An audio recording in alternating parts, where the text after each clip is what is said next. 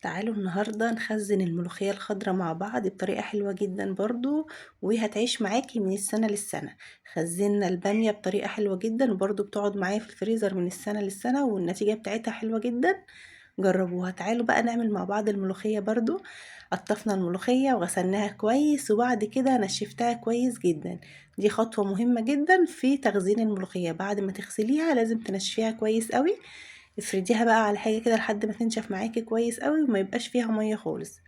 بعد كده بقى انا بالنسبة لي باخدها كده على صينية وبالمخرطة، وبقوم ضايفة عليها كده 3 فصوص من الثوم. انا معايا 5 كيلو من الملوخية. هنعملهم بطريقة حلوة جدا وان شاء الله تكون سهلة يعني. اول حاجة هجيب بقى ايه حلة كده على النار، هضيف فيها بصلاية وطماطماية وفصين من الثوم بس في شوية مية كده، وهقوم سايباها بقى تغلي على نار هادية كده وتستوي. عايزة الخضار ده يستوي تسوية كاملة يعني يدوب معايا كده. هسيبها بقى على النار وبعد كده هروح واخدة الملوخية هفضل اخرط فيها. وبحب اعملها بالمخرط علشان بتطلع مفلفلة وجميلة كده. الكبة بتخليها معجنة ومش بتخليها حلوة. انا بحب اخرطها اتعب شوية بس الحاجة بتاعتي تكون طالعة مظبوطة وزي ما انا بحبها. خلاص بعد ما خرطت الملوخية بقى وسبت الخضار ده على نار هادية كده لحد ما استوى خالص، هقوم واخداه بالهاند بلندر فرماه فرم ناعم جدا، او بالخلاط اي حاجة عندك. بعد كده جبت حلة حطيت فيها يعني فوق الربع شوية مية، وبعد كده ضفت عليها نص معلقة من نص معلقة صغيرة من الفلفل الأسود ونص معلقة من الملح. وكمان ضفت عليها مكعب من المرق، وهضيف عليها بقى الطماطم والبصل والثوم بعد ما فرمناهم كده فرم ناعم. فرمتهم وبعد كده نزلت بيهم في المية دي. عايزة اقول لكم بعد ما حطيت الطماطم كده الجلدة بتاعتها اتشالت، فقمت شايلها خالص. انا مش عايزة الجلدة بتاعت الطماطم. سبت بقى المية اللي عندي دي كده ايه تغلي. طبعا بقت شوربة خلاص، انا ما عنديش شوربة فعملت لنفسي شوربة. لو عندك شوربة وعايزة تستخدميها على طول استخدميها، لو ما عندكيش اعملي زي ما انا عملت كده. شوية مية على مكعب ماجي على البصل والطماطم والثوم زي ما انا فرمتهم كده في الخلاط، وانزلي بيهم بعد ما تسويهم وشوية فلفل اسمر وشوية ملح، هيكون معاكي شوربة جميلة جدا. لو عندك شوربة وعايزة تستخدميها استخدميها وتضيفي عليها برضو حركة البصل والطماطم والثوم دي بتديها طعم حلو جدا. هنا بقى حطيت الملوخية وهستناها كده، عايزاها بس تقلب معايا قلبة، وضفت عليها كمان رشة بسيطة قوي من الكربونات علشان تحافظ على اللون بتاع الملوخية ويفضل اخضر معايا كده زي ما هتشوفوه. يا دوبك كده نقلب فيها، اول ما تبتدي تغلي معايا قلبة واحدة بس هقوم مطفية النار عليها.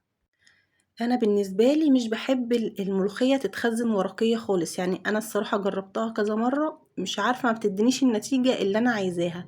فانا دي احسن طريقه بخزنها بيها. في ناس كتيره بتستسهل وبتعمل الورقيه، هي طبعا بتكون اسهل يعني في التخزين، بتجيبيها وتشيليها على طول زي ما هي.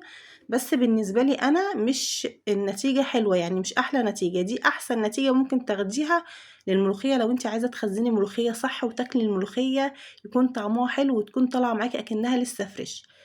هجيب بقى كده ازايز انا سايباها في الفريزر عملت تلج عشان ادي الملوخيه صدمه كده بعد طبعا ما طفيت عليها خالص النار. هنزل بقى بازاز التلج دي علشان نديها صدمه وتبرد. طبعا مش هينفع ننزل بالتلج في قلب الحله على طول، لازم يكون في ازايز كده علشان الملوخيه بتاعتنا ما تبص، يعني ما تنزليش بمكعبات تلج. لأ، هتخلّي الأزاز عندِك في الفريزر تتلج وبعد كده هتنزلي بيها، ولمّا الملوخية تبرد خالص نبتدي بقى نقلّب كده بالأزاز. أول ما تبرد بنقوم شايلين الأزايز دي وغاسلينها وخلاص كده. تمام. بعد ما بردت بقى تمامًا، أهم حاجة نبردها على طول علشان تحتفظ باللون بتاعها يفضل أخضر زي ما هو. هابتدي بقى أجيب الأكياس التخزين وبتضيفي بقى إيه الكمية اللي أنتِ بتستخدميها، يعني كل كيس هتحطي فيه على قد الطبخة بالضبط. علشان ما تحطيش كتير وبعد كده تهدري، يعني ايه قد الطبخة وقد ما انتي بتستخدمي. طبعا كل أسرة بتبقى عارفة هي بتستخدم قد ايه. طلعي بقى على قد استخدامك، يعني حطي في الكيس شوية مش كتير، وانتي لو حابة تزودي طبعا هتطلعي بقى كيسين 3 براحتك، بس ايه عشان تظبطي كده الكمية بتاعتك وتوفري وما تهدريش من الحاجة بتاعتك. انا عارفة احنا بنستخدم قد ايه فضفت طبعا على قد استخدامنا. وطبعا الملوخية كده طبعا لسه انت هتضيفي لها بقى شوربة لما بتطلعيها من الفريزر. بتعمليها عادي جدا زي اللي انت لسه جايباها، بتزودي لها الشوربة بتاعتها وتعملها طشة الثوم وبتستخدميها اكنها لسه جاية بالظبط نفس الفكرة يعني. شايفين بقى القوام بتاع الملوخية؟ هو ده القوام اللي أنا عايزاه، مش عايزاها أخف من كده ولا أتقل من كده، القوام ده مظبوط جدا. خلاص يبقى احنا خزنا الملوخية بطريقة بسيطة، هي بس المتعب فيها شوية المخرطة، وانا عندي اتعب شوية بس النتيجة تطلع مظبوطة زي ما انا عايزة، مش اخزن حاجة وبعد كده ما تعجبنيش او ارميها. تمام. الورقية في ناس كتيرة بتستخدمها بس انا بالنسبة لي مش حلوة معايا، يعني انا بالنسبة لي مش حابة اللي انا اشيلها ورقية كده. انا جربتها وكان نفسي اقول لكم اللي هي حلوة وجميلة وكل حاجة وتبقى اسهل يعني، بس انا شايفة ان دي نتيجتها احلى بكتير، وشايفة اللي هو المجهود بس في المخرطة شوية وبعد كده بترتاحي احسن من الورقية. ولو كمان عندك كبة وحابة تفرمي فيها براحتك، بس انا برضو بحب افرم بالمخرطة.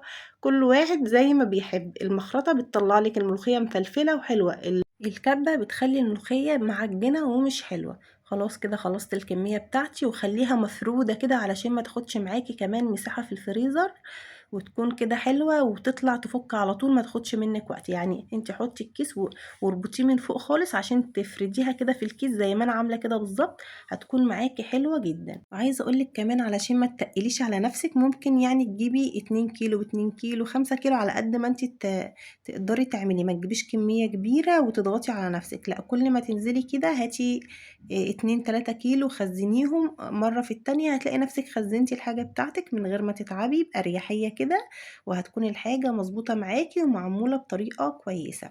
انا كده خلصت كل الكمية. لو وصلتي بقى معايا لهنا اكيد الفيديو عجبك، حطي له لايك بقى وشاركي الفيديو بتاعي مع كل صحابك وحبايبك عشان يوصل لناس كتيرة جدا. واشتركوا في القناة بتاعتي، ادخلوا على اليوتيوب هتلاقوا القناة بتاعتي موجودة بنفس الاسم برضو باسمي، اشتركوا فيها وتابعوني على القناة، وان شاء الله تجربوا الملوخية على طريقتي وهتعجبكم جدا. خلوها مفروضة كده زي ما هي علشان ما تاخدش معاكم مساحة في الفريزر، واستنوني في فيديو جديد. باي.